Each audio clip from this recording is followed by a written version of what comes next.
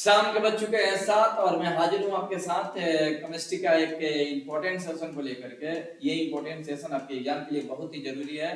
तो चलिए आज का सेशन है मेटर के बारे में। आज हम लोग जानने वाले हैं मेटर पे चर्चा होगी आज कि मेटर क्या होता है, द्रव्य क्या होता है। ठीक है, तो आइए साथियों वीडियो को शुरू करते हैं। वीडियो को शुरू करने से पहले आप सभी से आग्रह है कि अगर आप चैनल को लाइक नहीं किए, चैनल को सब्सक्राइब नहीं किए तो सब्सक्राइब करिए, और दूसरा वीडियो को लाइक करना ना भूलें। इससे चैनल पे आपको डेली जो होता है सारे सब्जेक्ट की तैयारी कराई जाती है, कराई जा रही है, कराई जाती है नहीं, कराई जा रही है। ठीक है, तो चलिए शुरू करते हैं इस क्लास को। आज का पहला चैप्टर का नाम है जी हम लोग का, चलिए, क्लासिफिकेशन ऑफ मेटर। आपको जानना है क्लासिफिकेशन ऑफ मेटर के बारे में, लेकिन सबसे पहले हम लोग जानेंगे कि मेटर क्या है। मेटर, तो मेटर कहता है कि दुनिया की वैसी वस्तुएं, दुनिया की वैसी वस्तुएं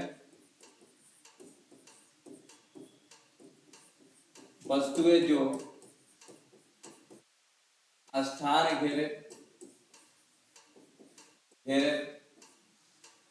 द्रव्यमान हो तथा जिसे हम अपनी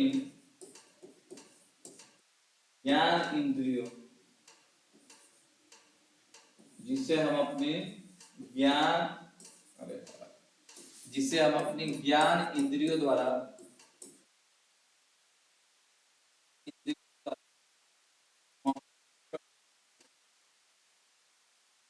महसूस कर सके उसे मेटर कहते हैं। मेटर कहते हैं, क्या कहते हैं साथियों? मेटर कहते हैं। जैसे में क्या होगा, जितने भी वस्तुओं को आप ये सारे कैरेक्टर पाए जाते हैं सब मेटर होते हैं, जैसे हवा, पानी, बेंच, ठीक है, इत्यादि। ये सभी क्या है जी? मेटर। कुछ ऐसे भी चीज है जो मेटर के श्रेणी में नहीं आता है, जैसे कि नोट में आप लोग जानेंगे, जैसे लव, प्यार हो गया, फ्रेंडशिप,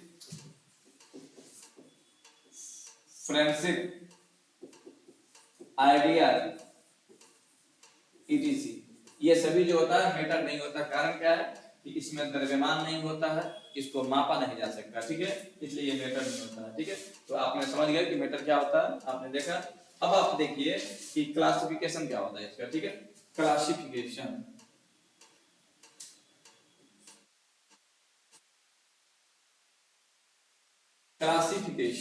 ठीक है साथियों, आपको क्लासिफिकेशन के बारे में जानना है, क्लासिफिकेशन ऑफ मेटर जानना है आपको। तो आपको सबसे पहले बताएंगे कि मेटर को दो वर्गों में बांटा गया है। एक है प्योर सब्सटेंस, प्योर सब्सटेंस यानी कि शुद्ध पदार्थ, और बी नंबर है यानी कि दूसरा नंबर है इम्प्योर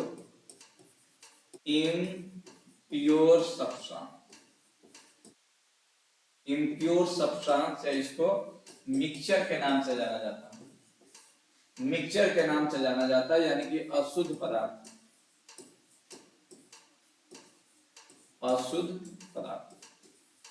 ठीक है, या इसको मिश्रण भी कहा जाता है। तो आपने देखा जी कि मेटर को दो वर्गों में बांटा गया है, शुद्ध पदार्थ और अशुद्ध पदार्थ। अब शुद्ध पदार्थ की बात करें तो शुद्ध पदार्थ को दो वर्गों में बांटा गया है। एक होता है एलिमेंट, और दूसरा होता है, एलिमेंट बोले तो तत्व होता है, और दूसरा होता है कंपाउंड बोले तो यौगिक।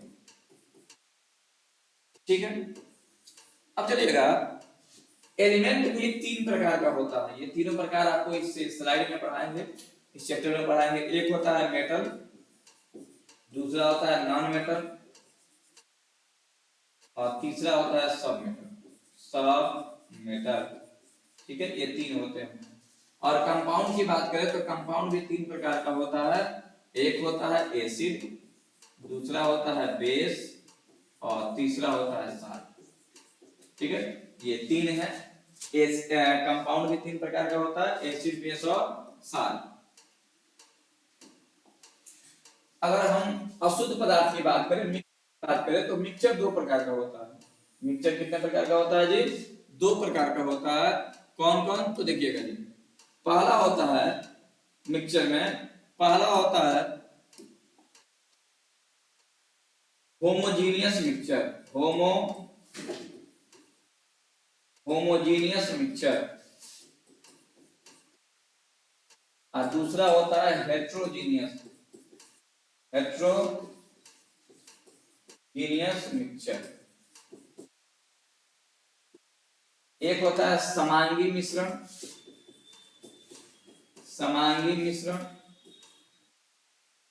और दूसरा होता है विसमांगी मिश्रण, विसमांगी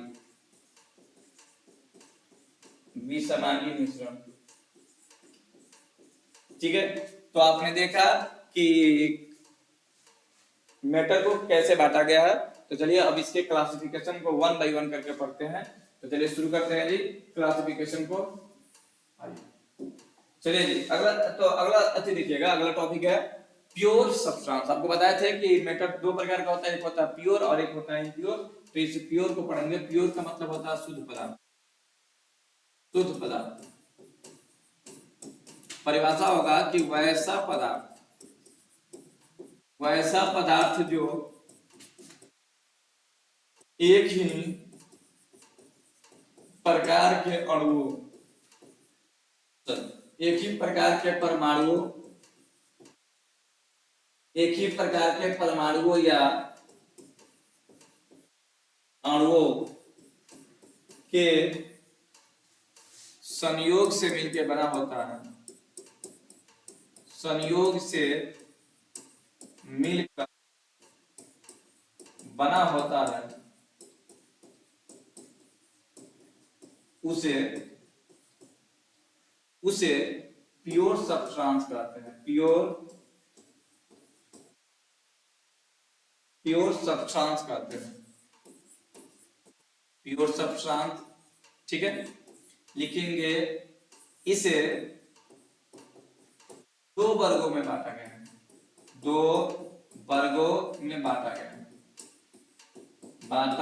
गया है, ठीक है साथियों, जिन भी बच्चों को अच्छे से तैयारी करना है, तो इस चैनल पे किसी प्रकार का हवाबाजी नहीं होगा। जो भी आपका थ्योरी होगा, आपको कंसिस्टेंस जो होता है आपके थ्योरी को कराया जाएगा, और थ्योरी के अलावा आपको प्रैक्टिस कराया जाएगा। ये नहीं कि आपको 5 जो होता है ऑब्जेक्टिव क्वेश्चन आए और उसी में पूरा आपको बता दिया गया कि पूरा एक ही वीडियो में पूरा क्लास आपका पॉलिटेक्निक निकाल ले रहा है, और आप विश्वास भी कर जाते हैं।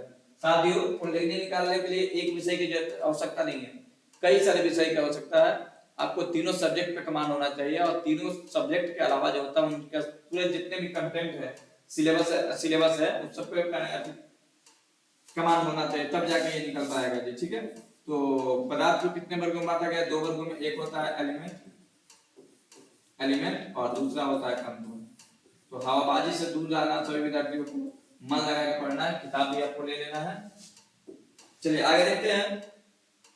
एलिमेंट आपको अभी बताए थे कि शुद्ध पदार्थ 2 प्रकार का होता है। एलिमेंट को हम तत्व कहते हैं, तत्व। परिभाषा होती है, तत्व का खोज जो है ना, रॉबर्ट बॉयल द्वारा किया गया था।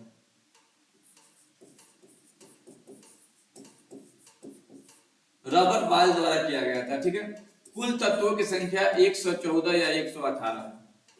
कुल तत्वों की संख्या 114 या 118 है। ठीक है, और परिभाषा देख लीजिएगा कि वैसा शुद्ध पदार्थ, वैसा पदार्थ जो एक ही प्रकार के परमाणुओं से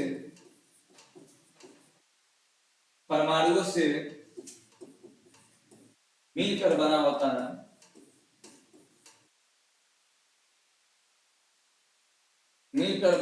है, उसे एलिमेंट कहते हैं।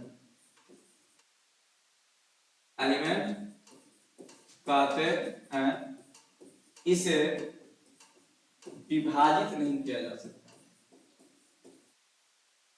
एलिमेंट को विभाजित करोगे तो एलिमेंट ही मिलेगा, ठीक है। इसे विभाजित नहीं किया जा सकता,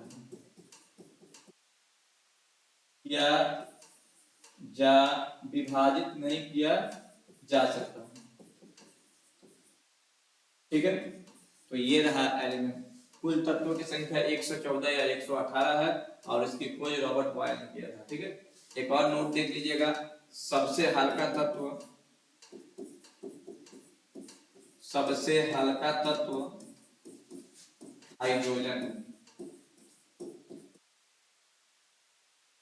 तथा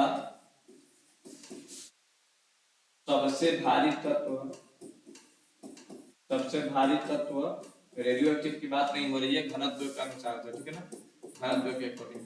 सबसे भारी तत्व इरिडियम, इरिडियम, ठीक है। और एरो देख लीजिएगा कि इसे तत्व को इसे 3 वर्गों में बांटा गया है, 3 वर्गों में बांटा गया है, बांटा गया है। अरे कौन कौन 3 वर्ग है? एक है मेटल, दूसरा है नॉन मेटल और तीसरा है सब मेटल, ठीक है। तो आपको ये याद रखना है। तो चलिए अगर इसको लिखना है तो वीडियो को पॉज करके लिख लीजिएगा, आगे बढ़ते हैं। अगला थ्योरी देखिएगा, अगला है मेटल। देखिए कुल मेटल की संख्या, पहले तो आप जान जाइए कि कुल तत्वों की संख्या, कुल सॉरी तत्व नहीं धातु है, कुल धातु की संख्या 91 है। आपको यही जानना है मुख्य रूप से, कुल धातु की संख्या 91 है। जब धातु का चैप्टर पढ़ाएंगे तो धातु और अच्छे से पढ़ाएंगे, ठीक है। यहाँ पे छोटा सा एक डिफिनेशन देख लीजिए, वैसा तत्व, ये किसका भाग है? तत्व का। वैसा तत्व जो ऊष्मा और विद्युत का सुचालक होता है, सुचालक होता है, उसे तत्व कहते हैं, उसे तत्व कहते हैं। वैसा तत्व जो ऊष्मा और विद्युत का सुचालक होता है तत्व कहलाता है, ठीक है। जैसे लोहा हो गया, कॉपर हो गया, जिंक हो गया, etc। इसमें कुछ नोट जानिएगा। पारा, पारा धातु होते हुए भी, धातु होते हुए भी कमरे के ताप पर द्रव अवस्था में पाया जाता है। साथियों पारा का संकेत Hg होता है, इस बात को आप लोग नोटिस करिए। चलिए आगे बढ़ते हैं। अगला टॉपिक है नॉन मेटल। नॉन मेटल यानी कि अधातु। नॉन मेटल को अधातु कहा जाता है। क्या कहा जाता है जी? अधातु। जिसमें धातु का गुण ना हो अधातु कहलाता है। देखिए जब चैप्टर पढ़ाएंगे मेटल नॉन मेटल का तो इसमें विस्तृत पढ़ाएंगे, इसमें सिर्फ इंट्रोडक्शन पढ़ाया जाता है। आप देखिए इसकी टोटल नंबर की बात करें, टोटल नंबर कितना है? तो टोटल नंबर 20 होता है। कुल अधातुओं की संख्या 20 होती है। वैसा तत्व जो वैसा तत्व जो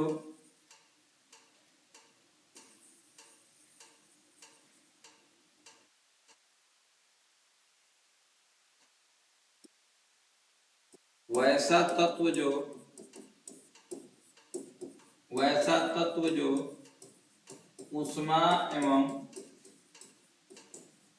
विद्युत का प्रायः कुचालक होता है,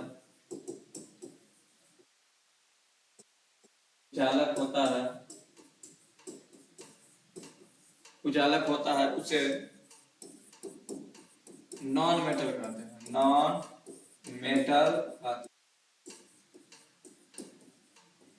उसे नॉन मेटल कहते हैं, ठीक है। टोटल नॉन मेटल की संख्या कितनी है? 20 है, ठीक। जैसे हो जाएगा ऑक्सीजन, नाइट्रोजन, आर्गन, सब नॉन मेटल है। ठीक है, इसमें एक नोट जानिएगा कि ब्रोमीन, ये आता है क्वेश्चन एग्जाम में, ब्रोमीन को बी आर कहते हैं। ब्रोमीन कमरे के ताप पर, कमरे के ताप पर द्रव अवस्था में पाया जाता है, द्रव अवस्था में पाया जाता है, पाया जाता। ठीक है साथियों, अधातु भी समाप्त हुआ। आगे बढ़ते हैं, आगे बढ़ते हैं जी, इसको आप लोग नोट करते रहिएगा। अगला देखिएगा,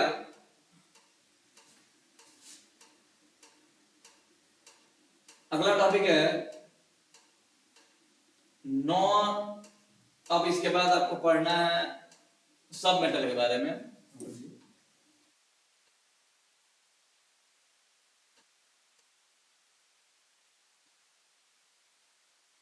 सब मेटल,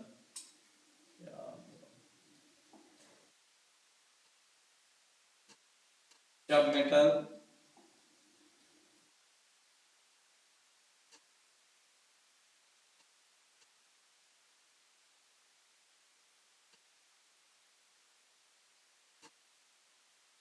सब मेटल। ठीक है, वर्ड करने लगा।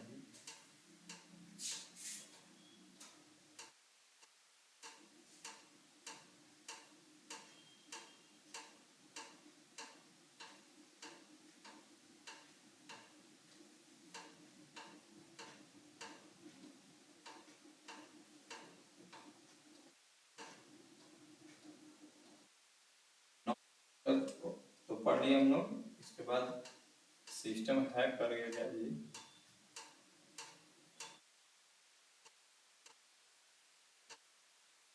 चलिए जी, आ गया सब मेटल। तो इसके बाद हम लोग पढ़ने वाले हैं सब मेटल के बारे में साथियों। सब मेटल बोले तो उपधातु,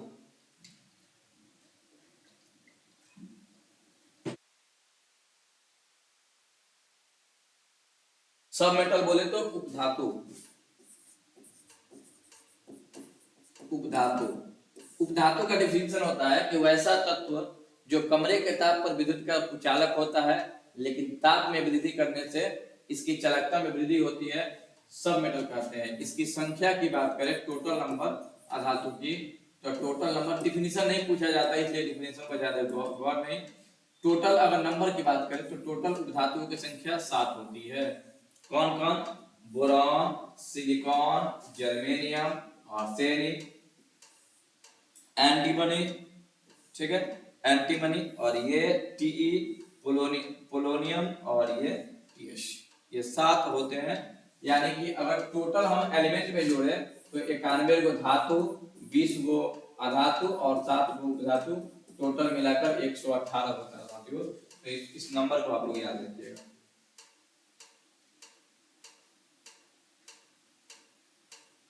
आगे बढ़ते हैं जी, अगला टॉपिक है कंपाउंड। अगला टॉपिक आपको पढ़ना है यौगिक के बारे में। यौगिक परिभाषा क्या होगा कि वैसा शुद्ध पदार्थ, वैसा शुद्ध पदार्थ जो एक ही, वैसा शुद्ध पदार्थ, वैसा शुद्ध पदार्थ जिसे, जिसमें यौगिक, वैसा शुद्ध पदार्थ जिसमें तत्वों के भारों का अनुपात निश्चित होता है, वैसे भी चलेगा, या फिर से लिख देते हैं इसको, यौगिक दो या दो से, दो या दो से अधिक तत्वों को, अधिक तत्वों को एक निश्चित अनुपात में मिलाने से, निश्चित अनुपात में मिलाने से, अनुपात में मिलाने से, मिलाने से जो जिस नए पदार्थ का निर्माण होता है, जिस नए पदार्थ का निर्माण होता है, उसे यौगिक कहते हैं, यौगिक कहते हैं। ठीक है, यौगिक कहते हैं। जैसे में H2O, NaCl, KCl, EtC, ये सब क्या है? तो यौगिक है। ठीक है, अब हम लोग देखेंगे यौगिक के प्रकार। यौगिक 3 प्रकार के होते हैं साथियों। कंपाउंड 3 प्रकार का होता है। एक होता है एसिड, दूसरा होता है बेस और तीसरा होता है साल्ट। साथियों इसको इस टॉपिक को हम लोग यहाँ पर नहीं पढ़ेंगे, आने वाले चैप्टर में आपको इसके बारे में फुल टोटल जो होता है डिस्कशन किया जाएगा। तो इसको आप बस जान लेना है कि ये 3 प्रकार का होता है। बस आगे बढ़ते हैं। अब है जो सबसे इंपॉर्टेंट है, आपसे एग्जाम में पूछा जाएगा। अगर इस चैप्टर में अगर यहाँ तक आप लोग पढ़ लिए हैं तो अगर कुछ इंपॉर्टेंट है तो ये टॉपिक है। ये टॉपिक एकदम इंपॉर्टेंट है। कह रहा है कि सम इंपॉर्टेंट सब्सटेंस, कुछ सब्सटेंस के बारे में दिया है। पहला दिया है इफ्लोरेसेंट यानी कि उत्फुल्लन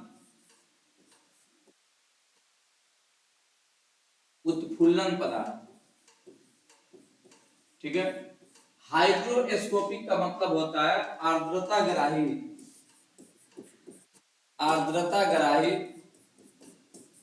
ग्राही पदार्थ।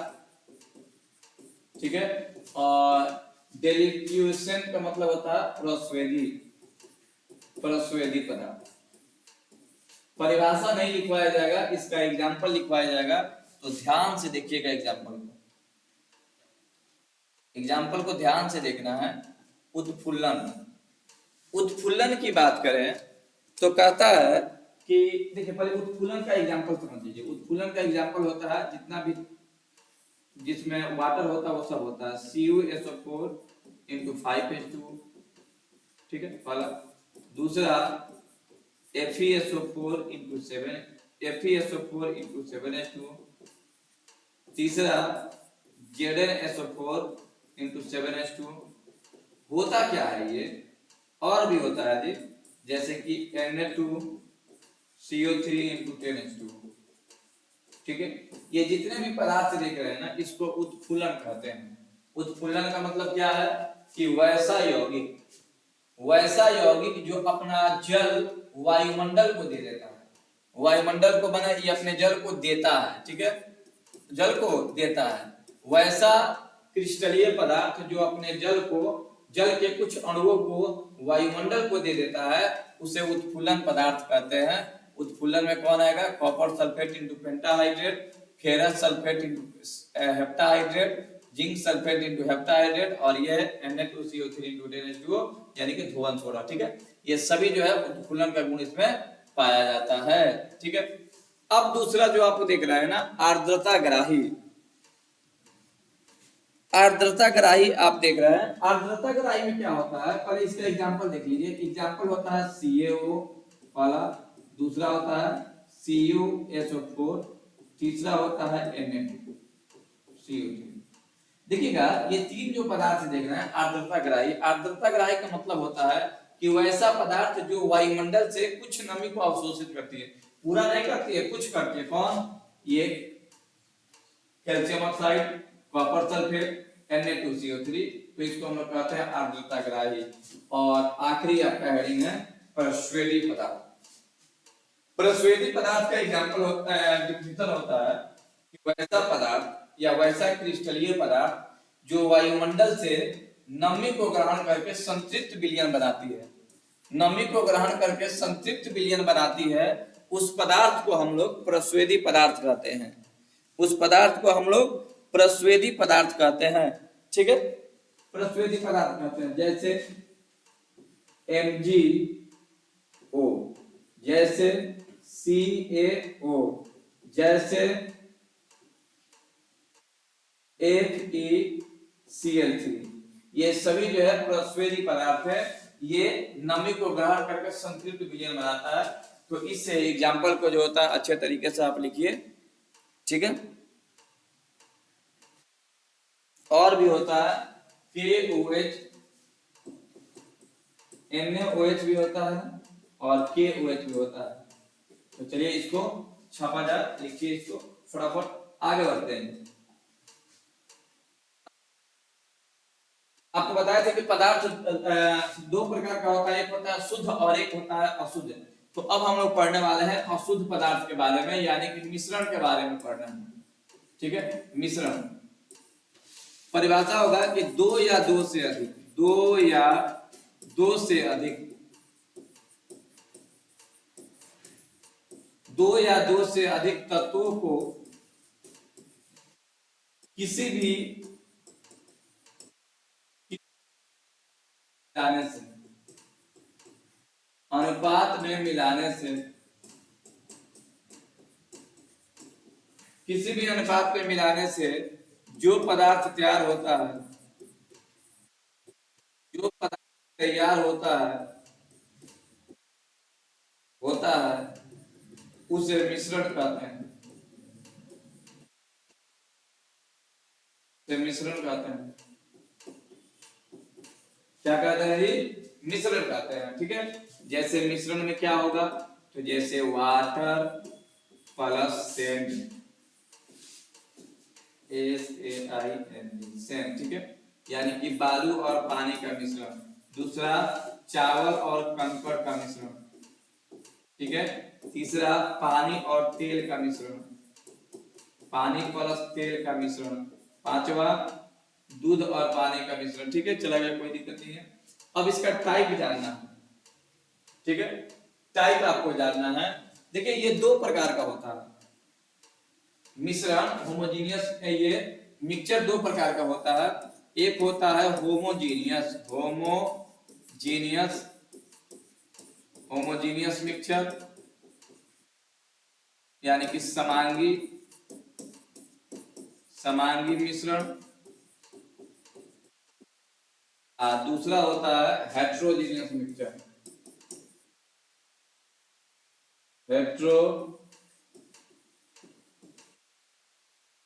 हेट्रोजीनियस मिक्सचर, यानी कि विसमांगी मिश्रण। तो साथियों इसको परिभाषा हम बोल देते हैं, एग्जाम्पल लिख देंगे। ठीक है, तो चलिए, समांगी मिश्रण क्या होता है कि वैसा मिश्रण जिसका सभी भाग एक समान होता है उसे समांगी मिश्रण कहते हैं। यानी कि इसके अवयवों को देखने से आप समझ नहीं पाते हैं कि कौन सा अवयव किधर है। जैसे दूध और पानी का मिश्रण, दूध प्लस पानी का मिश्रण। दूध में अगर पानी मिला दीजिए तो आपको समझ में नहीं आएगा कि दूध किधर है पानी किधर है, यानी कि कौन सा मिक्सचर तैयार कर लिए, समांगी मिक्सचर। ठीक है, आप शरबत बनाइए, शरबत। ठीक है, तो शरबत भी कौन सा मिश्रण है, शरबत जो है होमोजीनियस मिक्सचर है। ठीक है, अब देखिए हेट्रोजीनियस मिक्सचर। हेट्रोजीनियस मिक्सचर में आता है कि वैसा मिश्रण जिसका सभी भाग एक समान नहीं होता है उसे हेट्रोजीनियस कहते हैं। जैसे एग्जांपल के माध्यम से समझिएगा, पानी और तेल। देखिए पानी में आप तेल डाल दीजिएगा तो तेल ऊपर आ जाएगा, पानी नीचे आ जाएगा, यानी आप देख के बता सकते हैं कि इस मिश्रण में क्या क्या मिला हुआ है। तो आप इसको कहेंगे हेट्रोजीनियस मिक्सचर। यानी कि होमोजीनियस में एक समान होता है और हेट्रो में अलग अलग होता है साथियों। तो चलिए आगे बढ़ते हैं, नेक्स्ट क्वेश्चन है जी, नेक्स्ट थ्योरी। ठीक है, तो चलिए देखा जाए। अब आपको पढ़ना है इम्प्योर सब्सटेंस हो गया। अब आपको नेक्स्ट थ्योरी पढ़ना है चेंज इन सब्सटेंस, पदार्थ में परिवर्तन। अब आपको पदार्थ में परिवर्तन पढ़ना है और ये टॉपिक भी इंपॉर्टेंट है और ये आखिरी टॉपिक भी है। पदार्थ में परिवर्तन दो प्रकार से होता है, एक होता है फिजिकल चेंज,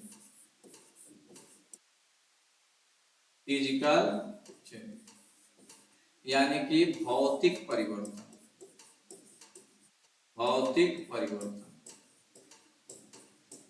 ठीक है।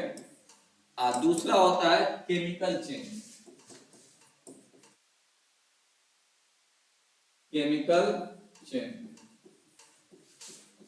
रासायनिक परिवर्तन।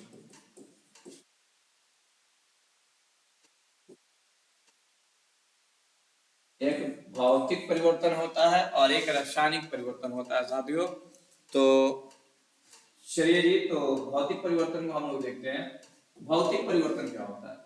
जैसे कि मान लेते हैं कि कोई पदार्थ है, ठीक है, आप इस पदार्थ से नया पदार्थ बनाए, नया पदार्थ बनाए, और ये पदार्थ ना पुनः इस पदार्थ में कन्वर्ट हो जाए, तो उसको हम लोग कहते हैं भौतिक परिवर्तन। वैसा परिवर्तन जो आंशिक रूप से होती है, उसके परिवर्तन से पदार्थ के गुण में कोई परिवर्तन नहीं होता है, उसे भौतिक परिवर्तन है। जैसे चावल में कंकड़ मिल जाना, चावल में कंकड़ मिलेगा तो उसके गुण में कोई परिवर्तन नहीं हो रहा है, ठीक है। तो आइए एग्जाम्पल देखते हैं। तो पहला एग्जाम्पल देखेंगे, पहला एग्जाम्पल देखेंगे, जल का उबलना।